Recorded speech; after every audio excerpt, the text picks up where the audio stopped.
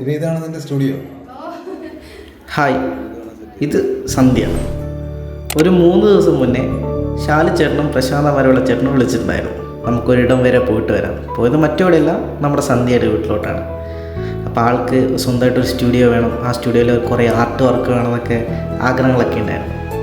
അപ്പം അത് ശാലിച്ചേട്ടനും പ്രശാന്താണ്ടെ ഡിസ്കസൊക്കെ ചെയ്ത് അപ്പോൾ ഈ കാണുന്നതാണ് ഇപ്പോൾ സന്ധ്യയുടെ വീട്ടിലെ അവസ്ഥ.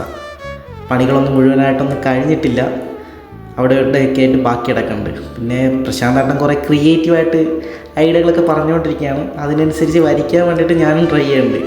അപ്പം ആദ്യമായിട്ടാണ് ഒരു ആർട്ട് ഡയറക്ടർ കൂടെ വർക്ക് ചെയ്യണം. അപ്പം അതിൻ്റെ ഒരു എക്സൈറ്റ്മെൻറ്റ് എനിക്കുണ്ട്. അപ്പം ചേട്ടൻ പറയണ രീതിയിലൊക്കെ നമുക്ക് വരച്ചെടുക്കാൻ മാക്സിമം ട്രൈ ചെയ്തിട്ടുണ്ട്. അപ്പം അങ്ങനെ 3 ദിവസം കഴിഞ്ഞ് ഇപ്പം ഈ കാണുന്നതാണ് സന്ധ്യയുടെ റൂമിൻ്റെ പുതിയൊരു മാറ്റം. അപ്പം കണ്ടിട്ട് എങ്ങനെയുണ്ടെന്ന് പറയാം. നമ്മൾ ആ കഴിയുന്ന വിധം ചെയ്തു കൊടുത്തിട്ടുണ്ട്. അപ്പോൾ സന്ധ്യ വന്നപ്പം ആ സന്ധ്യയുടെ കണ്ണിൽ കാണാമായിരുന്നു ആ ഒരു എക്സൈറ്റ്മെൻറ്റും ആ ഒരു സന്തോഷവും.